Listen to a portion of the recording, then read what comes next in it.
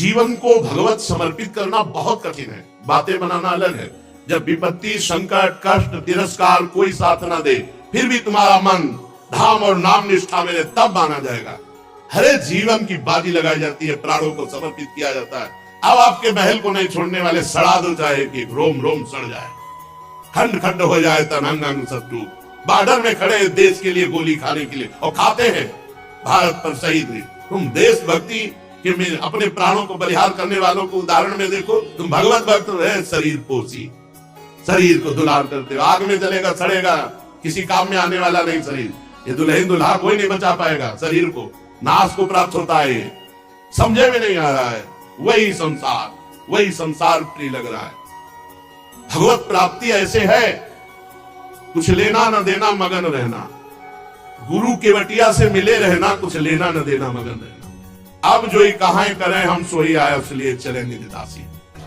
अब जैसी आज्ञा होगी उसी के अनुसार चलेंगे, बस जीवन का परम लाभ प्राप्त हो जाएगा। लेकिन परम लाभ चाहता कौन है? वृंदावन यदि वास मिला है तो वृंदावन के बल से प्रिया प्रीतम की प्राप्ति होगी। तुम इतने बड़े साधक नहीं हो कि तुम्हारी चित्त वृत्ति सदैव प्रिया प्रीतम में लगी है। तो धाम को पकड़ो। यहां जो औषधि मिल जाए नहीं तो हम रोएंगे, तड़पेंगे, देखेंगे तो प्रिया जी। हमने देखा है वृंदावन का चमत्कार। वृंदावन निष्ठ है, भगवान उनके रोगों का शमन कर देते। कले कलेश न व्यापे था और विस्तृते न्यारी, नागरी दासी जन्म जितायो बलिहारी बलिहारी। भगवत आश्रय पुष्ट नहीं, भगवत शरणागति पुष्ट नहीं। जिनका कनेक्शन घर परिवार संसार से है, दुर्गति के चांस पक्के रहते हैं। क्योंकि जहां विपत्ति हुई ता फोन हुआ। प्रियाजू से मतलब नहीं, लालजू से मतलब नहीं, फोन नजरों से गिराना ना, चाहे जितनी सजा देना, नजरों से जो गिर जाए मुश्किल ही समझ पाए। ये भगवत मार्ग है। पुष्ट रहो। अरे हर जन्म हमने संसार के लिए दिए, एक प्रियाजू के लिए दे देंगे। हम मुस्कुरा मुस्कुरा कर राधा राधा कहेंगे। बोलो, चाहे जितना तुम कष्ट दो। क्या कहा अभी गोस्वामी तुलसीदास जी ने? ये मत सोचना प्रभु कि मैं विनय कर रहा हूं नरक के भय से। नरक के भय से विनय नहीं कर रहा, बहुत बार भोग चुका हूं। उपासक को थोड़ी निष्ठा तो रखनी चाहिए, थोड़ी निष्ठा, इष्ट निष्ठा, धाम निष्ठा, गुरु निष्ठा, नाम निष्ठा, कोई एक निष्ठा तो हृदय में होनी चाहिए। प्राण निकल जाए पर अपनी निष्ठा को न छोड़े, उसे निष्ठा कहते हैं। उपासना क्रिया प्रधान नहीं है, भाव प्रधान है। बहुत क्रियाएं करता है, कोई खास बात नहीं। भाव क्या है उसके अंदर? कोई क्रिया नहीं करता, लेकिन भाव में रहता हर समय। प्रभु के भाव में रहता है, ब्रह्म भाव में रहता है, भगवत भाव में रहता है। जीत गया माया पर। बहुत क्रियाएं हो रही है, प्रपंच भरा है दिमाग में, माया भरी दिमाग में, भाव है ही नहीं। तो भावोत्सवेन भजताम रस काम धेनुम तम राधिका चरण रेणु। हमारे शरीर पर अधिकार प्रियाजू का है। वो आए, अगर हम सड़ रहे तो वो आए, उनकी सखियां आए, उनका विधान आवे। देखो प्रियाजू आती कि नहीं, उनकी कृपा आती कि नहीं। यहाँ कोई भूखा नहीं रह सकता, हमारी महारानी। यहाँ कोई तड़प नहीं सकता, हमारी महारानी जी का राज्य हमने देखा है। यहाँ तड़प नहीं सकता कोई। किशोरी जी का राज्य है वो हर्ष। और वैसे भी विश्व में विश्वात्मा भगवान 3 प्रकार की लीला कर रहे हैं, पालन, सृजन, संहार, उन्हीं के द्वारा हो रहा है। तो हम उनके दास हैं। छोटी छोटी बात में उदास होकर अपनी निष्ठाओं को छोड़ दे नहीं। एक निष्ठा पकड़ लो, भगवत प्राप्ति करनी है। कोई नाम निष्ठ, कोई गुरु निष्ठ, कोई धाम निष्ठ, कोई रूप लीला गुणगान निष्ठ, कुछ तो पकड़ो। सारे भरोसों का भरोसा हरि का भरोसा, प्रियाजू का भरोसा होता है। अभी देखा कहां है, आगे से आगे दुलार कर रहे हैं। जैसे माता पहले से चिंता करती, बेटे को क्या जरूरत है, कैसे तुम्हें बताए। परमार्थ पर विजय भगवान निष्ठा से पाई जाती है, रुपया निष्ठा से नहीं। हवाई जहाज से परम पद की यात्रा नहीं होती है, जमींदारी से नहीं होती है, परिवार बलिष्ठ हो, खूब सुख सुविधाएं हो, इससे परम पद नहीं मिल जाता है। भगवान निष्ठा, और भगवान निष्ठा की अभी तो परीक्षा नहीं हुई। परीक्षा नहीं, अभी परीक्षा का।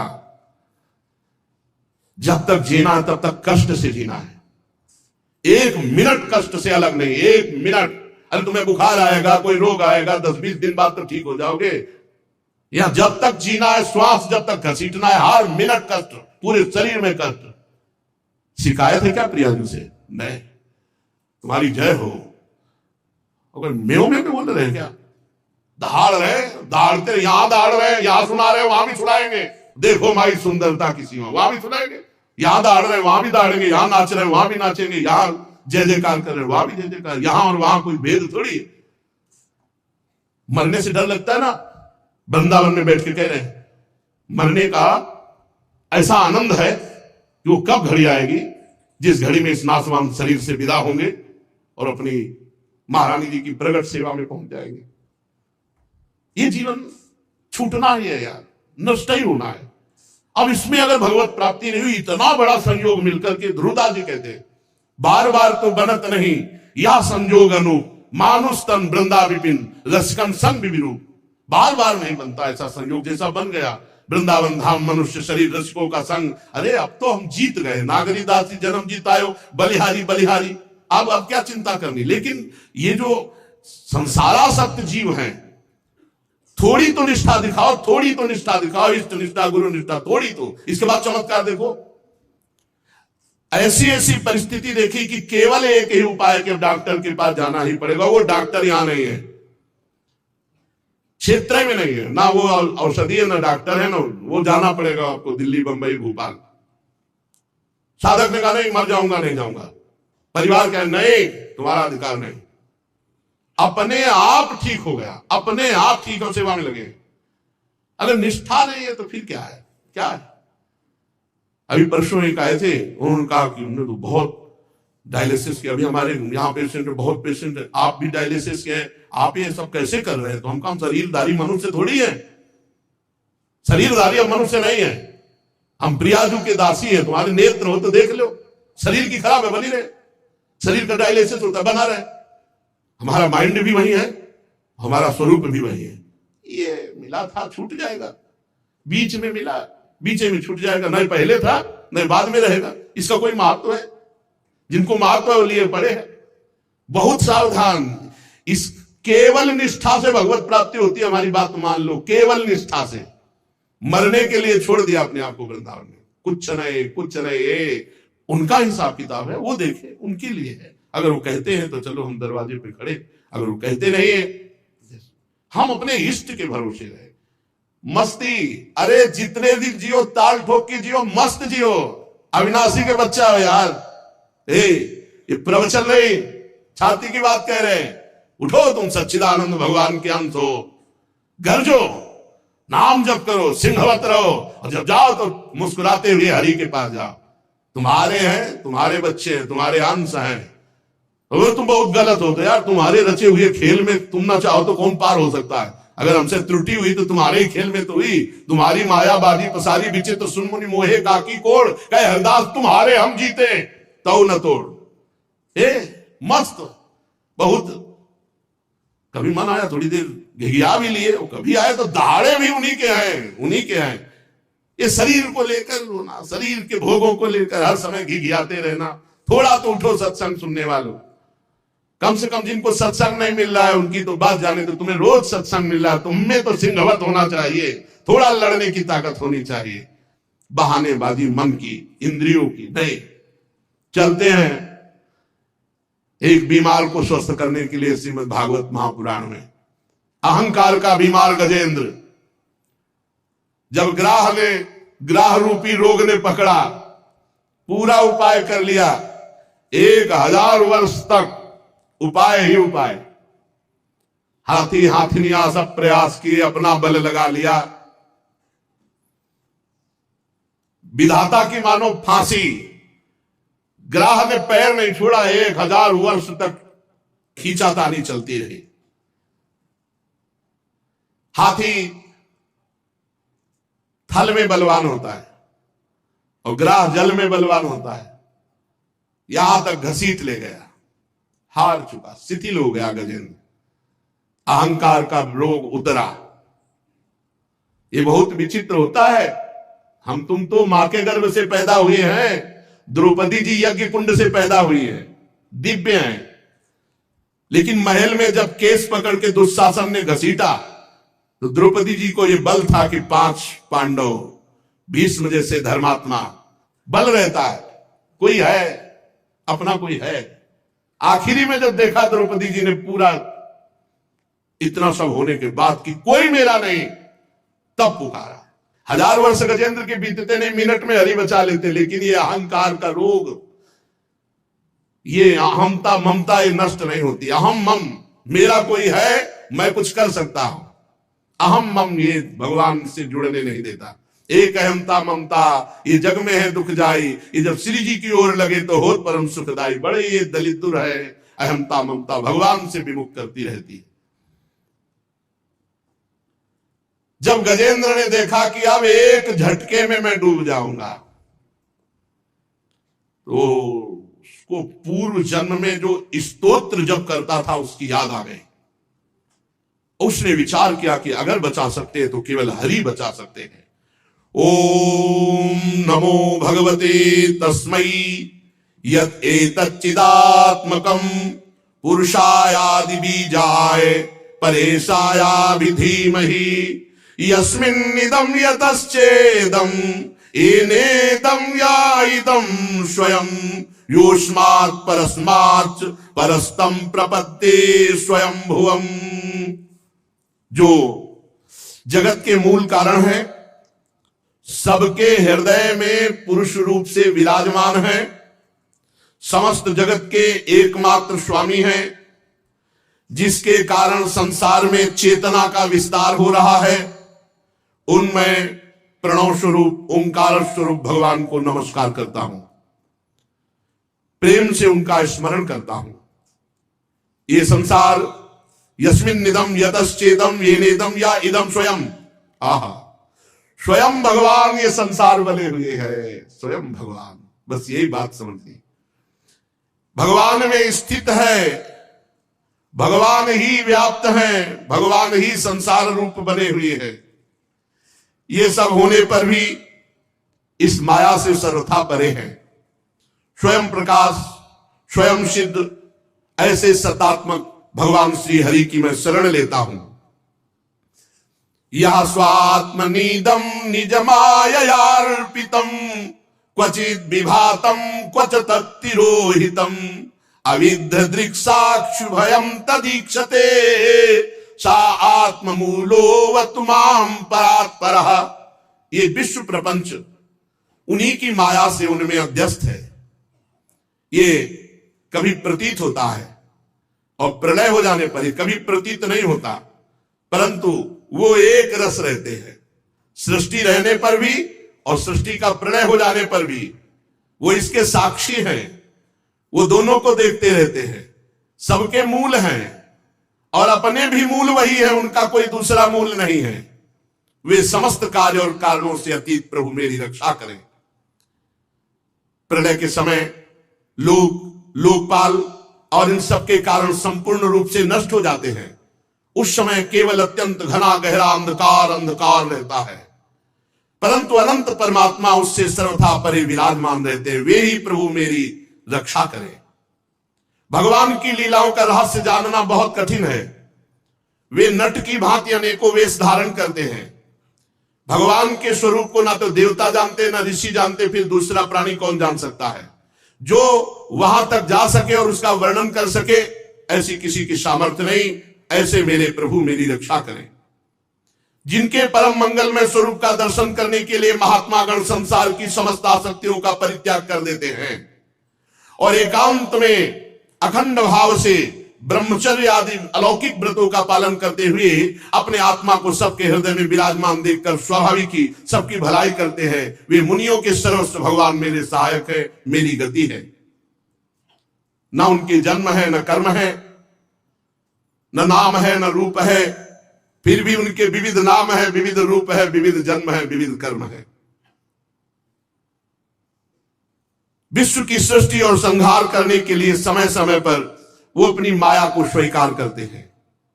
उन्हीं अनंत शक्तिमान सर्वेश्वर पर ब्रह्म परमात्मा को मैं नमस्कार करता हूं।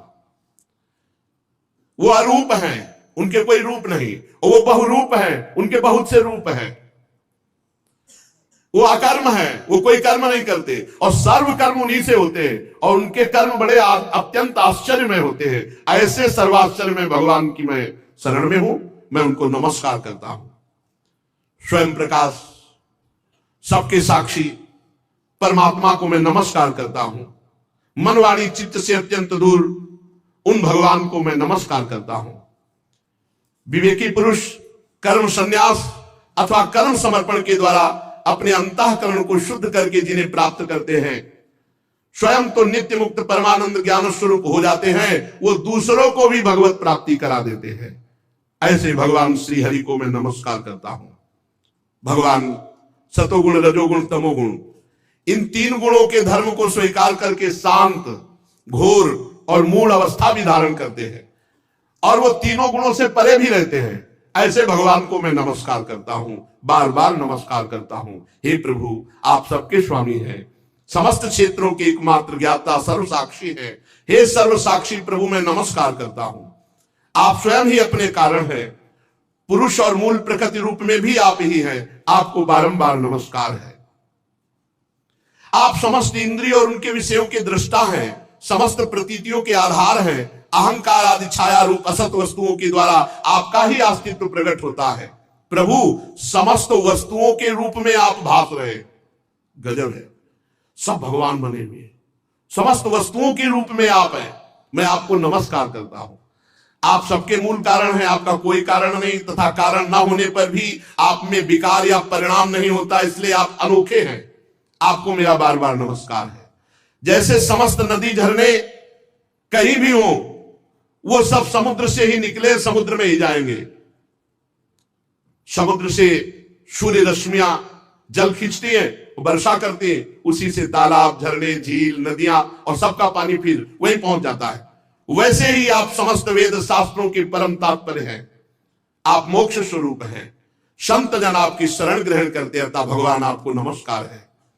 जैसे यज्ञ के काष्ठ अग्नि में अग्नि गुप्त रहती है और मंथन करने पर प्रकट होती है, ऐसे इस जगत में माया से आप ढके हुए हैं, पर मंथन करे विचार ज्ञान तो आपका अनुभव होता है। प्रभु, गुणों में क्षोभ होने पर उनके द्वारा विविध प्रकार की सृष्टि की रचना का आप संकल्प करते हैं। जो लोग सन्यासी हैं वो कर्म संन्यास करके, जो भक्त हैं वो कर्म समर्पण करके, आत्म तत्व का ज्ञान प्राप्त करके वो वेद शास्त्रों के ऊपर उठ जाते हैं। ऐसे आत्मा के स्वरूप में आप ही सबके विराजमान हैं। ऐसे श्री हरि को मैं नमस्कार करता हूं। जैसे कोई दयालु पुरुष फंदे में पड़े हुए पशु का बंधन काट दे, वैसे ही आप शरणागतों के माया बंधन को काट देते हैं। आप नित्य मुक्त हैं, परम करुणामय हैं। भक्तों का कल्याण करने में आप कभी आलस्य नहीं करते। आपके चरणों में मेरा नमस्कार है। समस्त प्राणियों के हृदय में अपने अंश के द्वारा अंतरात्मा के रूप में आप उपलब्ध होते हैं। ऐसे सर्वेश्वर पूर्णानंत महिमाशाली भगवान को मैं नमस्कार करता हूं। जो स्त्री में आसक्त है, शरीर में आसक्त है, पुत्र में आसक्त है, बड़े बूढ़ों, माता पिता, ग्रह संपत्ति, इनमें आसक्त है और आपका भजन नहीं करता, बड़ी कठिन माया है, पार करना बड़ा मुश्किल है और वो दुर्गति को प्राप्त होते हैं। क्योंकि जब तक आपका भजन नहीं होगा, जब तक आप में आसक्ति नहीं होगी, तब तक माया मुक्त नहीं हुआ जा सकता। जीवन मुक्त पुरुष सदैव आपका निरंतर हृदय में चिंतन करते रहते हैं। ऐसे सर्वेश्वर ज्ञान स्वरूप श्री भगवान को नमस्कार है। जिनकी अत्यंत छोटी कला से अनेकों नाम रूप के भेद ब्रह्मादि देवता चराचर लोक की सृष्टि होती है, उन भगवान को मैं मन से, बुद्धि से, इंद्रिय से, शरीर से नमस्कार करता हूं। आपकी माया अहंकार प्रकट करती है, जिससे जीव अपने स्वरूप को भूल जाता है और देह भाव में आ जाता है। जीव अपने स्वरूप को ना जानने के कारण आप सर्वशक्तिमान महामाधुर्य में भगवान के सुख से वंचित रह जाता है। परीक्षित, गजेंद्र ने बड़ी ज्ञानमयी भगवान की स्तुति की। भिन्न भिन्न नाम रूपों में भगवान ही प्रकाशित है, पर गजेंद्र की स्तुति सुनकर के स्वयं भगवान दौड़ पड़े। विश्व के एकमात्र आधार भगवान गजेंद्र की तरफ दौड़े, देखा कि वो बहुत पीड़ित है। वेदमय गरुड़ पर सवार होकर चक्रधारी भगवान बड़ी शीघ्रता से दौड़ पड़े। सरोवर के भीतर बलवान ग्राह ने गजेंद्र को पकड़ रखा था। गजेंद्र बस डूबने ही वाला था। उसने देखा कि आकाश में गरुड़ पर सवार, हाथ में सुदर्शन चक्र लिए हुए भगवान श्री हरि, उसने उस सरोवर से पुष्प सूर्ण में लिया और ऊपर उठाया और बड़े आर्त भाव से भगवान को पुकारा, हे हरि, हे नारायण, हे जगत गुरु, हे भगवान, आपको नमस्कार है। कूद पड़े भगवान, गरुड़ जी को छोड़ दिया और एक हाथ से पकड़ करके ग्राह और गजेंद्र दोनों को बाहर निकाला और सुदर्शन चक्र से ग्राह को परम पद दिया और गजेंद्र को भगवान दुलार किए। परीक्षित, ब्रह्मा, शंकर आदि बड़े बड़े देवता भगवान श्री हरि के ऊपर पुष्पों की वर्षा करने लगे।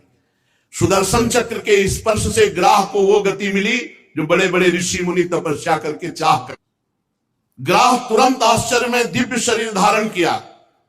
ये हुहू नाम का श्रेष्ठ गंधर्व था। देवल ऋषि के शाप से उसको ये गति प्राप्त हुई थी। भगवान के प्रिय पार्षद सुदर्शन चक्र के स्पर्श से वो शाप मुक्त हो गया। सर्वेश्वर भगवान के चरणों में प्रणाम किया, जो ग्राह शरीर छोड़ करके दिव्य तेजों में गंधर्व। इसके बाद भगवान के श्रेयस कायक यश गान करते हुए अविनाशी भगवान की कृपा से वो मनोहर रूप धारण करके अंतर्धान हो गया। भगवान की कृपा से, सुदर्शन जी के स्पर्श से सारे पाप ताप उसके नष्ट हो गए थे। अब गजेंद्र भी भगवान का स्पर्श प्राप्त किया था, उसका भी अज्ञान बंधन नष्ट हो गया और वो आत्मस्वरूप का बोध प्राप्त, बोधवान महापुरुष। और वो उसी समय हाथी के शरीर को छोड़कर पीतांबरधारी चतुर्भुज श्याम शरीर भगवत पार्षद रूप गजेंद्र हुए। ये गजेंद्र को भगवान की स्मृति कैसे आ गई? पशु स्वरूप में तो आना ही नहीं चाहिए। तो कह रहे हैं ये पूर्व जन्म में द्रविड़ देश का पांड्यवंशी राजा था, उसका नाम इंद्रद्युम्न था। वो भगवान का श्रेष्ठ उपासक, अत्यंत यशस्वी राजा था। अब जब भगवान में मन लगता है तो संसार के प्रति अरुचि होने लगती। तो राजपाट छोड़कर मलय पर्वत पर जाकर जटाएं बढ़ा ली और तपस्वी का वेश धारण करके मौन लेकर भगवान की आराधना करने लगा। लेकिन ये निषेध है। गृहस्थ धर्म में अपने आप जटा रखना, अपने आप वेश धारण कर लेना, यह निषिद्ध है। किसी गुरु, किसी महापुरुष, किसी आचार्य का अनुसरण करो, उनकी शरण में जाओ, उनकी आज्ञा के अनुसार ऐसा करो। मनमानी करना अपराध है। उसी समय अगस्त्य ऋषि अपनी शिष्य मंडली के साथ मलय पर्वत पर पहुंचे। राजा से पूछा, किसकी आज्ञा से जटा बढ़ा ली? अब वो ऐसे तपस्वी अपने को समझ लिए कि ना खड़े हुए, ना प्रणाम, ना कोई। यही उद्दंडता हुई। दो प्रकार की उद्दंडता। माना तुम्हारा मन गृहस्थ में नहीं लग रहा था तो किसी विरक्त महापुरुष के पास जाते, उनकी आज्ञा के अनुसार परिवर्तन करते। अब वो अपने आप गृहस्थ धर्म के वेश का त्याग कर विरक्त धर्म के वस्त्र धारण कर लिए। और तब उन्होंने कहा कि प्रजापालन, गृहस्थोचित, अतिथि सेवा, धर्म का परित्याग करके ये तपस्वी की तरह वेश धारण किसके द्वारा किया? इंद्रद्युम्न वैसे बैठे रहे, कहा हाथी की तरह बैठा है। बहुत क्रुद्ध हुए। जा, गुरुजनों से शिक्षा नहीं ली, दीक्षा नहीं ली, अभिमानवश इस तरह का वेश तपस्वी का धारण कर लिया और अपमान करता है ऋषियों का। जा, जड़ बुद्धि, हाथी की योनि को प्राप्त हो। पर कैसे भी भगवान का सुमिरन किया जाए वो मंगल करता है। साप वरदान देने में समर्थ अगस्त ऋषि के शाप से ये इंद्रद्युम्न हाथी की योनि को प्राप्त हुए। पर भगवान के नाम जप का ऐसा प्रभाव कि अगले जन्म में, अंतिम समय में भगवान की याद आ गई, सब काम बन गया। हाथी की योनि में भगवान की स्मृति आ गई, बड़े सुंदर स्तोत्र का गायन किया और भगवान का साक्षात्कार हो गया और परम पद को चतुर्भुज रूप नारायण रूप होकर भगवान के धाम को गए। कुरुवंश शिरोमणि परीक्षित, मैंने भगवान श्री हरि की महिमा और गजेंद्र के उद्धार की एक कथा तुम्हें सुनाई। ये प्रसंग जो सुनेगा तो उसे यश, उन्नति और मनोकामनाएं उसकी पूर्ण होंगी। अगर कोई प्रातः काल पवित्र होकर इसका रोज पाठ करेगा तो उसके समस्त संकट निवृत्त हो जाएंगे।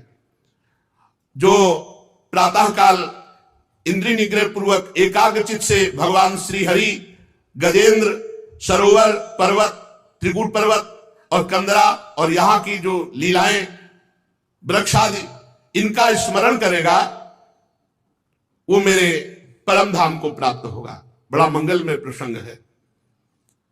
प्रातः काल की बेला पर भगवान शंकर का स्मरण, क्षीर सागर, श्वेत दूप, श्रीवत्स, कौस्तुभमणि, वनमाला, कौमुदी गदा, सुदर्शन चक्र, पांचजन्य, शंख, पक्षीराज, गरुण, भगवान शेष जी, लक्ष्मी देवी, ब्रह्मा जी, देवर्षि नारद, भक्तराज प्रहलाद, मत्स्य, कच्छप, वाराह अवतार, सूर्य, चंद्रमा, अग्नि, ओंकार, सत्य, मूल, प्रकृति, गौ, ब्राह्मण, अविनाशी, सनातन धर्म, सोम, कश्यप, धर्म की पत्नी, दक्ष कन्याएं, गंगा जी, सरस्वती, यमुना जी, अलकनंदा, एरावत हाथी, भक्ति शिरोमणि, ध्रुव, सात ब्रह्म ऋषि और नल, युधिष्ठिर, जनक आदि महापुरुषों का जो स्मरण करता है वो समस्त पापों और संकटों से मुक्त होकर अंत में मेरे स्वरूप को प्राप्त होता है। प्यारे परीक्षित, ये जो गजेंद्र मोक्ष की कथा है ब्रह्म मुहूर्त में यदि सुना जाए, जो आद्य से सुनी गई, तो मृत्यु के समय उसे भगवान की याद आ जाएगी। मृत्यु के समय उसे भगवान की याद आ जाएगी यदि ब्रह्म मुहूर्त 4 बजे से लगता है, अपनी 4:15 से शुरू हो जाती है। ब्रह्म मुहूर्त में जो कथा सुनेगा तो कह रहे उसे अंतिम समय, मृत्यु के समय भगवान की याद आ जाएगी। वृंदावन में कह रहे महाराज याद आ जानी चाहिए। यो माम स्तुवन्त्यनेनांग प्रतिबुद्ध निशात्य तेषां प्राणात्य चाहम ददामि विमलाम मतिम। विमलमति हरि स्मृति भगवत स्मृति। ये अपने लोगों के कल्याण हो गया, मस्त रहो, भगवत स्मृति में मस्त रहो। परीक्षित, भगवान श्री कृष्ण के इन वचनों पर विश्वास रखना चाहिए। भगवान ने पांचजन्य शंख बजाया और गरुड़ पर सवार हुए और ऐसा कहकर अंतर ध्यान हो गए। धाम परम करुणामय है। जैसे नाम की निरंतर जपने की वृत्ति से भगवत प्राप्ति निश्चित, जैसे रूप ध्यान में जो सदैव मगन रहता है वो भगवत स्वरूप को प्राप्त होता है, जैसे भगवान की लीला गुण चिंतन में जो मगन रहता है वो निश्चित भगवत प्राप्त होता है, ऐसे ही जो धाम आसक्त है, तन मन दोनों से धाम का सेवन करता है, वो निश्चित भगवत प्राप्त हो जाता है। इसमें कोई संशय नहीं है। श्रीपाद कह रहे हैं, यस्याम शन मुक्ति विरक्ति करण पटु महामुक्ति धारा समन्ता सर्वैर्लभ्येव चिंता मणि निकर परा खर्पणांच खंडा यत्रात्युच्चैस्त्रण्यान्यप्यः विहिसितानल्पकल्प द्रुवृंदा नेतां वृंदाटवीं कास्त्रि जगति तनुभृत सेन्द्रियो नो भजेत। यहां उत्कृष्ट मोक्ष वांछा को तुच्छ कर देने वाला प्रेम प्राप्त होता है।